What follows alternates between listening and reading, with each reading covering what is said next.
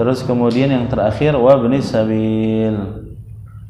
Ibnu sabil dia lagi mau jalan perjalanan yang jauh, perjalanan yang mubah, yang dibolehkan dalam syariat. Namun di tengah jalan dia kekurangan bekal. Akhirnya dia dari warga setempat yang wajib ngeluarin zakat dikasih dia tuh. Begitu ya. Wallahu a'lam. Sampai di sini ada yang mau tanya?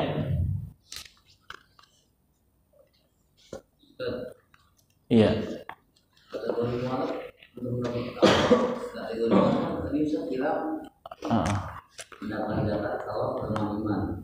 balik lagi murtad. Kalau dalam kondisi ekonomi ada gimana? Enggak, sebenarnya ini membahasnya semuanya. Zakat fitrah sama zakat apa namanya? Zakat mal ini diberikannya kepada semua ini.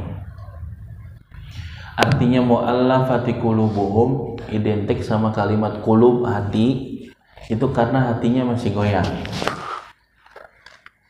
Dan orang ini hatinya masih goyang walaupun dia orang kaya sekalipun. Kalau dia dikasih uang, lah orang kaya kan demen juga dikasih uang. Benar gak? Lah tukang sate aja juga girang dikasih sate sama orang lain. Benar gak? Artinya dia dapat sokongan apa namanya ini zakat, mustahik zakat agar supaya hatinya kembali lagi ke Islam, lebih mantap lagi begitu ya. Wah, apalagi dia orang yang butuh. Orang yang butuh. Nah, maka dia diberikan zakat. Begitu. Terus kemudian tadi di kitab ini disebutin ala aqal paling sedikitnya salah satu min kulli sinfin, begitu ya kalimatnya. Minimal ada 3 orang dari setiap jenis. Jenis fakir, jenis miskin, amil gitu. Nah, Anda pernah jelasin sama antum ada fatwa dari ulama-ulama yang mutaakhir ini, di antaranya Syekh Nu'man bin Abdul Razak dalam kitab As-Saqafah Islamiyah dan banyak lagi ulama-ulama bahwa zakat itu boleh dikasih kepada cuman 1 orang. Paham tuh? Ini amil yang ngurus ini terkumpullah dana 10 juta dari keluarga RT sekian yang kaya-kaya nih lagi pada ngeluarin zakat nih sekian nih hasilnya 10 juta misalnya. Nah ini tadinya kan disuruh sebarin tuh ya masing-masing ada 3 orang. Nah ini kata beliau boleh cuman 1 orang. Yang penting dipastikan nih 1 orang ini bakalan nanti selanjutnya dia nggak jadi fakir lagi. Bagaimana caranya? Dengan cara digur'ah, dibikin kalau yang keluar tuh diundi. Fakirnya berapa di RT itu ada 10. Ya udah dipanggil tuh semua 10-10-nya. Nih kita kagak bagi bukan lu semuanya. Tapi yang keluar ini, yang namanya keluar ini dialah yang berhak nerima. Akhirnya 1 dari yang 10 itu keluar namanya. Berarti tersisa berapa ya? 9 orang. Nah, besok nih dia kagak masuk lagi dia. Makanya arti zakat artinya an-numu. Artinya apa itu numu? Bertumbuh, berkembang. Maksudnya berkembang. Tadinya ada 10 orang fakir miskin, maka dengan zakat itu gimana caranya supaya fakir miskinnya berkurang? Berarti bagaimana tuh 10 juta bakal modalnya dia, 10 juta buat usahanya dia, begitu ya. Makanya tuh amil ini juga dapat karena apa? Dia monitor juga tuh, monitor mulai dari database-nya dia bener nggak tuh fakir gitu ya.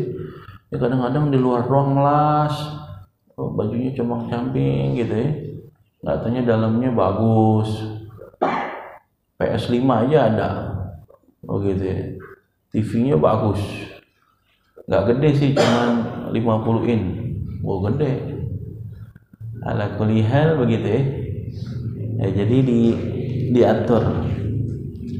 Nggak main langsung ngasih 10 juta aja, tapi dikasih, pasti didata dulu. Ente bakal apa ini, modalnya apa nih.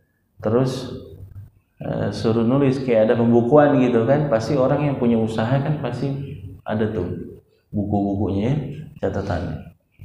Jadi biar dimonitor terus. Allah, ada lagi mau tanya? Abe di mana?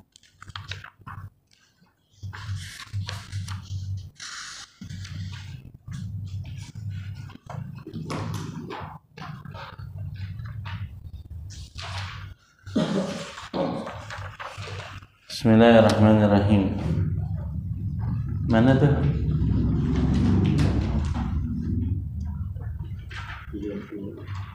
34 ya?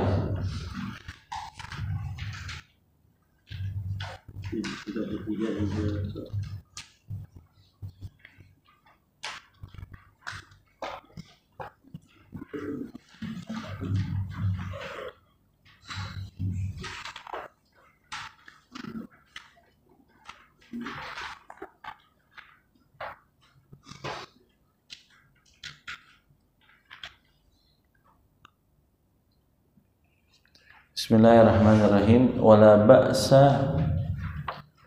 Ini lagi cerita apa itu? Lagi cerita tentang husnuzon. Kita ini dianjurkan untuk berhusnuzon. Dua perkara yang paling baik yang ada di muka bumi ini adalah husnuzon kepada Allah, husnuzon kepada hambanya Allah. Dua perkara yang paling buruk di muka bumi ini adalah su'uzon kepada Allah, su'uzon kepada hambanya Allah. Husnuzon pasti beruntung walaupun itu salah akhirnya. Su'uzon pasti berdosa walaupun benar. Paham nggak? Ya, jadi benerin husnuzon ente kepada Allah. Kalau dikasih sakit, yakin kalau Allah lagi naikin derajat, lagi hapusin dosa. Jangan ngeluh mulu, ya Allah, aku gini amat sih ya, gitu ya.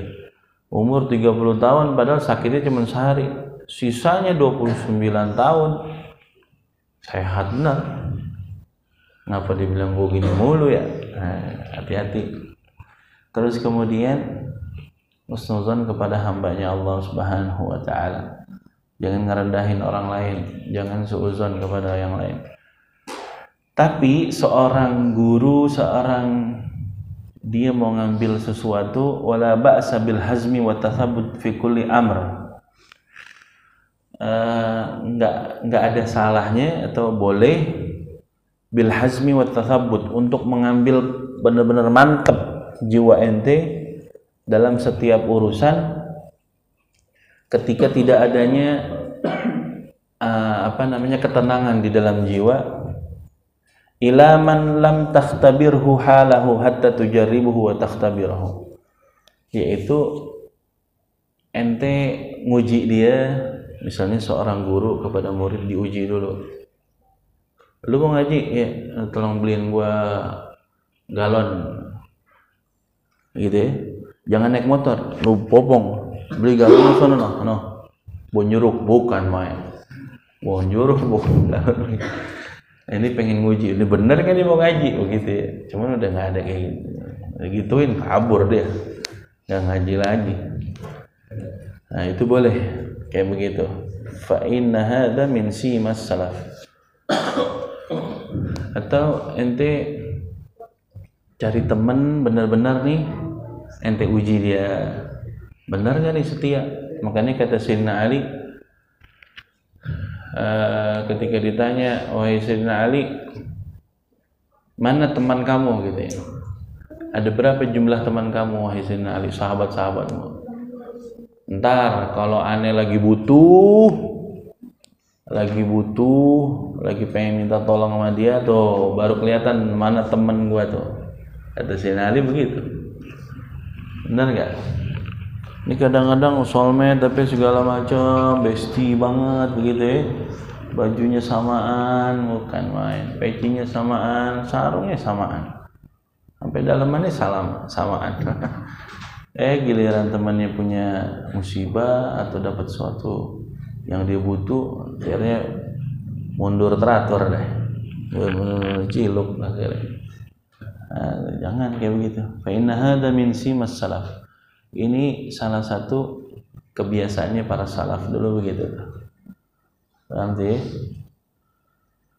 Qala Sayyidina Umar bin Khattab radhiyallahu anhu lastu bil khibbi.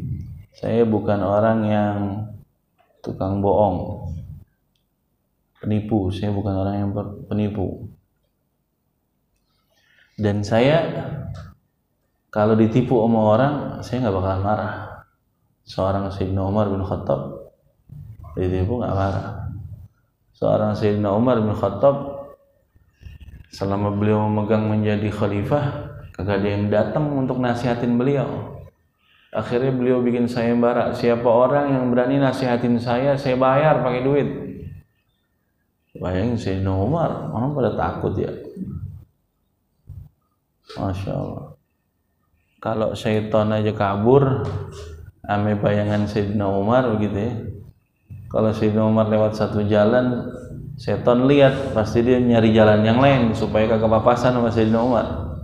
Gimana di hati orang itu ada Rasulullah, gimana orang itu dekat dengan Rasulullah dalam sunnahnya, dalam perhatiannya, dalam ham itu apa ya? Kesumpekan yang dulu dipikirkan oleh Rasulullah dibawa juga sama dia. Gimana nih umat pada ngaji, pada nih umat pada taubat, gimana nih temen gua pada bener dah, jangan ada yang mabok lagi, jangan ada yang main judi lagi, jangan ada yang zina lagi, biar pada benar, jangan ada yang ngelawan sama orang tua. Nah itu tuh yang jadi pikirannya dia, itu berarti ada dirinya Nabi Muhammad dalam hatinya. Wal hadar kulal hadar minal hikid wal israr alal adawah. Hati-hati ame hikid. Hikid itu apa? Benci ame orang. Wal israr alal adawah. Ngaku jelas terang-terangan kalau gue musuhnya dia, bukan main. Paham deh? Lu kalau ketemu dia bilangin, gue tungguin di pangkalan. Emang ngapain? Sama-sama ngojek. Ya, gue kira di pangkalan mau ribut kali. Gue musuhnya dia. Nah itu nggak boleh tuh. Israr tuh artinya nampakin betul. Israr tuh artinya terus-terusan. Padahal permasalahannya cuman kecil gitu, tapi digede-gedein. Cuman gara-gara tuh dua lagi ngobrol begini, lu ntar kalau misalnya nih lu punya duit 2M, lu bakal apa? Kata dia, gue bakal beli sapi yang banyak. Kata temennya, lu bakal apa? Gue beliin tanah yang banyak. Terus kata yang tanah yang banyak, lu ntar tuh sapi lu kasih makan ke sapi, ya gue numpang lah ke tanah lu, kata dia gitu. Gue giring aja sapi gue ke tanah lu, biar dia makan gratis. Dia nggak terima. Oh nggak bisa lah, lu kudu bayar dulu tuh. Gara-gara begitu tuh ribut berdua. Padahal tuh duit 2M lagi ngayal begitu, ributnya jelas banget sampai 2 lebaran ribut.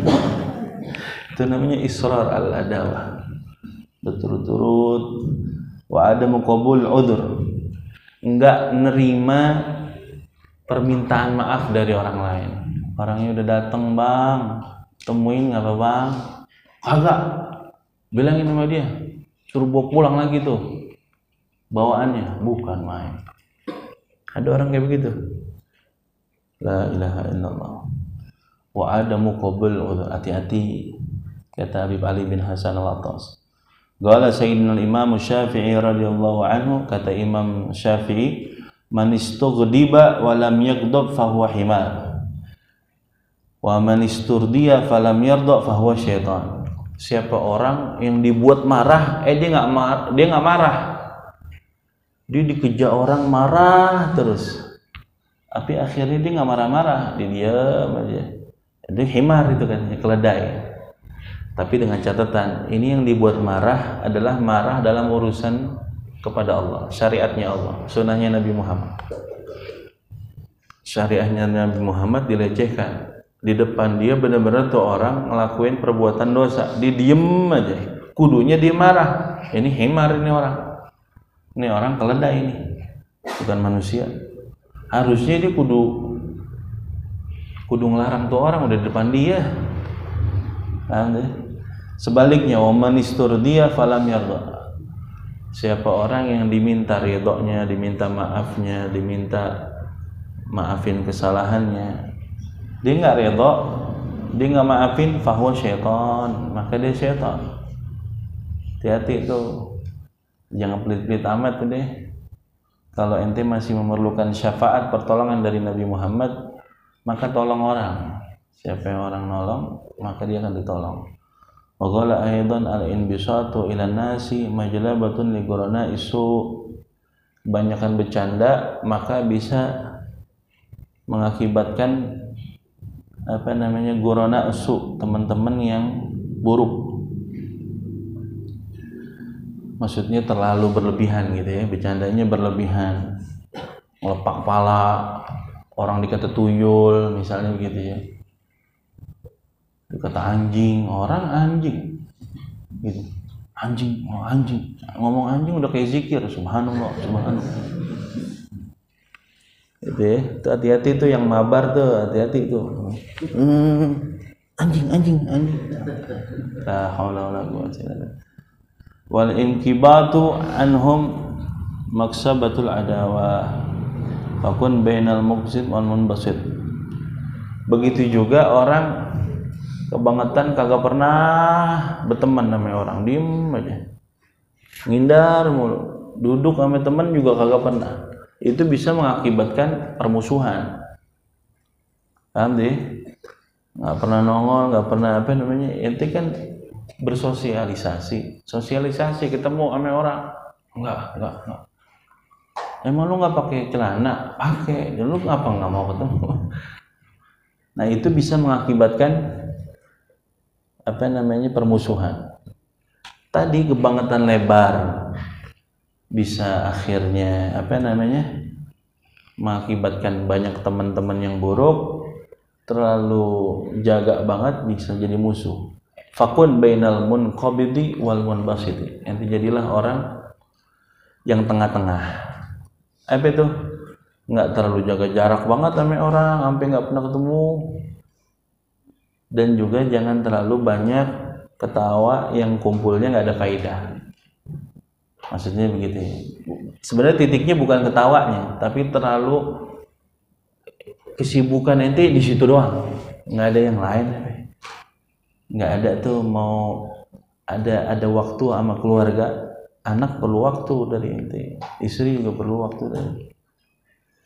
Ini di luar udah ketemu sama di dalam sibuknya sama HP, isi grupnya dirinya yang tadi, busek deh. Lu habis ketemu di dunia zahir, mau lagi ke dunia batinnya di sini maya, maksudnya itu grup WhatsApp, HP Instagram, nah haula. Fakun minal umur fi awsatiha, jadilah di tengah-tengah. Sekalinya kumpul yang baik, rencanain sesuatu yang baik, hidupin yang baik, omongannya yang baik. Paham deh? Kita udah naik nih masanya nih. Ente ini udah pikirannya harus ke depan. Yang sekiranya itu kalau bocah lewat tuh gue tiru nih yang kayak begini. Paham deh? Paham nggak? Gitu. La tatakallaf wa la tatakhallaf. Jangan terlalu maksain, jangan terlalu ditinggalin juga. Paham deh? Karena kita perlu berteman, karena kita perlu rombongan juga. Karena yang masuk jannah juga rombongan. Cari rombongan yang baik. Mudah-mudahan Allah golongkan kita kepada rombongan yang baik. Majelis kita ini majelis yang membawa rahmah, yang membawa ampunan dari Allah Subhanahu wa taala. Majelis yang mudah-mudahan disebutin di malakul a'la, di para malaikat-malaikatnya Allah Subhanahu wa taala. Mudah-mudahan ilmu yang kita dapatin bermanfaat, bisa kita amalin, bisa dekat dengan Nabi Muhammad sallallahu alaihi wasallam. Ala hari ini ya salih wa hadrat Nabi Al-Fatihah. Bismillahirrahmanirrahim. Alhamdulillah.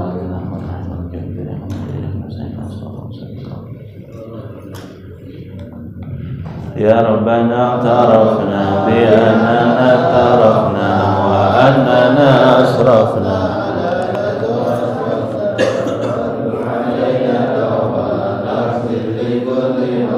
واستر لنا العورات وآمن الروات واغفر لوالدينا ربي والأهل والإخوان وسائر الخلان وكل ذي محبة أو جيرة أو صحبة والمسلمين أجمعين يا ربي اسمع فضلا وجودا منا لك اكتساب منا بالمصطفى الرسول نضى بكل سور بالمصطفى الرسول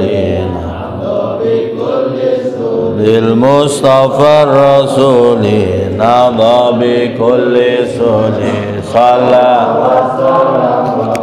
عليه عد الحب وآله وصحبه عداد طش الصحب والحمد في البدء والتناهي سبحانك اللهم وبحمدك أشهد أن لا إله إلا أنت أستغفرك وأتوب إليك